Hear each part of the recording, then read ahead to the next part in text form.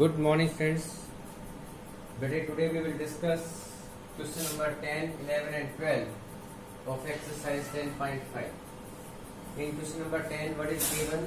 That we have a triangle ABC triangle given है, this one, and two circles are drawn, taking two sides as the diameter.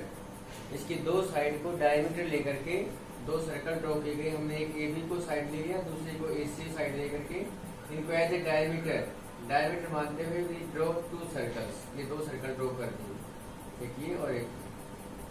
तो एक point intersection point हमारे पास A हो गया और दूसरा point हमारे पास D हो गया. We have to prove that this D lies on BC. हमें ये बतानी है जो D पॉइंट है, जो हमारी तीसरी साइड बचेगी BC, उसके ऊपर लाई करेगा. This is question number 10. तो देखिए, सबसे पहला जो काम करना है वो क्या करना है, ज्वाइन AD को ज्वाइन करेंगे आप.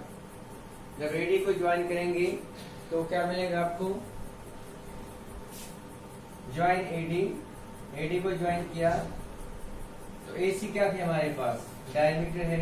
It means ADB that becomes a semi circle. ये क्या बनेगा, हमारे पास एक सेमी सर्कल बन जाता है. और एंगल इन सेमी सर्कल कितने डिग्री का होता है, 90 डिग्री का होता है. तो that angle is of 90 degree. Similarly जब AC डायमीटर लोगे आप, this is the AC the diameter, तो ADC that also becomes a semi circle और angle in semi circle is 90 degree. तो that angle is also 90 degree. ये भी हमारे पास 90 का हो गया. अब adding these two sides, angle ADB 90, angle ADC 90, दोनों को ऐड करेंगे तो you will get ADB plus ADC equal to 90 plus 90 और एंगल BDC इक्वल टू कितने का हो जाएगा, 90 degree plus 90 that is 180 degree का हो जाता है बेटे. इन दोनों को ऐड करेंगे तो, और हमें पता है जब 180 डिग्री एंगल होता है तो क्या बन जाए, स्ट्रेट लाइन बनती है. Hence D lies on BC. This is question number 10. In question number 11, what is given? That we have two right angle triangle. One is triangle ABC and the one is triangle ADC. जिसके अंदर angle B और angle D कितने के हैं, 90 degree के हैं. और AC is the common hypotenuse. जो AC है वो कॉमन हाइपोटेन्यूज है. हमें गिवन है triangle ABC and triangle ADC such that angle B equal to angle D equal to 90 degree. दोनों एंगल कितने के, 90 के हैं और हाइपोटेन्यूज AC इज कॉमन और कॉमन हाइपोटेन्यूज AC है.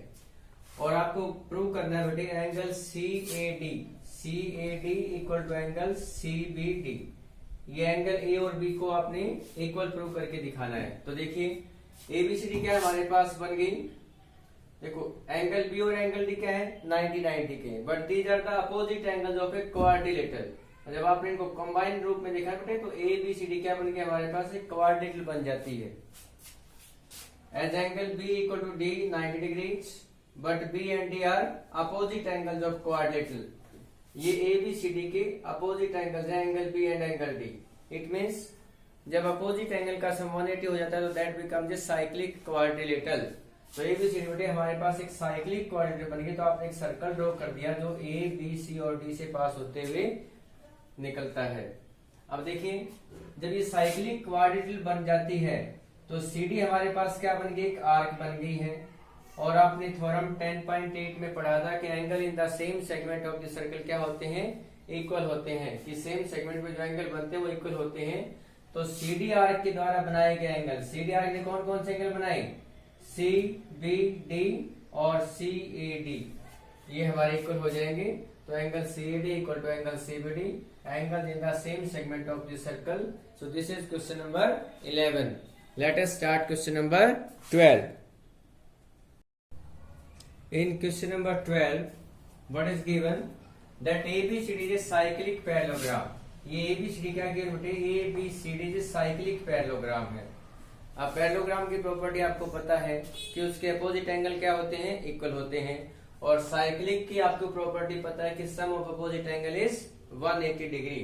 We have to prove that ABCD is a rectangle.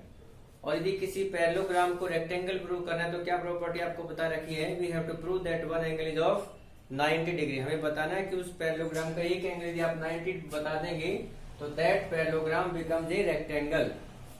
तो हमें गिवन था ABCD is a cyclic parallelogram. हमें बताना है ABCD इज ए रेक्टेंगल. तो हमने इस पैरेललोग्राम के एक एंगल को 90 का बताना बेटे, चाहे एंगल ए को बता दो 90, बी सी डी किसी एक एंगल को 90 का प्रूव कर देना आपको। तो देखो प्रूफ में लिखेंगे as ABCD is a parallelogram. अब क्योंकि एबीसीडी एक पैरेललोग्राम है, बट इट मीन्स कि angle A equal to angle C, angle A और एंगल सी क्या हो जाएंगे, आपस में इक्वल हो जाएंगे। Property of parallelogram that opposite angles of a parallelogram are equal. दूसरा एज एबीसीडी इज साइक्लिक, क्योंकि एबीसीडी हमें साइक्लिक गिवन है, साइक्लिक की प्रॉपर्टी हमें पता है कि उसके अपोजिट एंगल का सम कितना होता है, 180 डिग्री होता है। तो it means angle A plus angle C equal to 180 degree, और सी हमारे पास किसके इक्वल है, ए के इक्वल है। एंगल सी और एंगल ए आपस में इक्वल है, ये पहली प्रॉपर्टी से। तो angle A plus angle A, C की जगह आपने ए को पुट कर दिया, यू विल गेट 180, और a plus a you will get 2 times of angle A equal to 180, और यहाँ से एंगल ए की वैल्यू कितनी मिल जाएगी आपको, 90 मिल जाएगी। अब एंगल ए 90 का बन गया बेटी, और ए और सी आपस में इक्वल है, तो सी भी 90 का बन जाता है। और ए और बी का सम 180 होता है, sum of adjacent angles of parallelogram, तो बी भी 90 का बन जाएगा और डी भी 90 का बन जाएगा। इट मीन चारों एंगल 90 के प्रूव हो गए, तो दैट बिकम्स ए रेक्टेंगल। लेकिन आपको चारों को प्रूव करने की जरूरत नहीं, सिर्फ एक एंगल को प्रूव करना है कि किसी पैरेललोग्राम में यदि एक एंगल 90 का होता है तो that becomes a rectangle. These are the questions you have to do in your FNB. Thank you and have a nice day.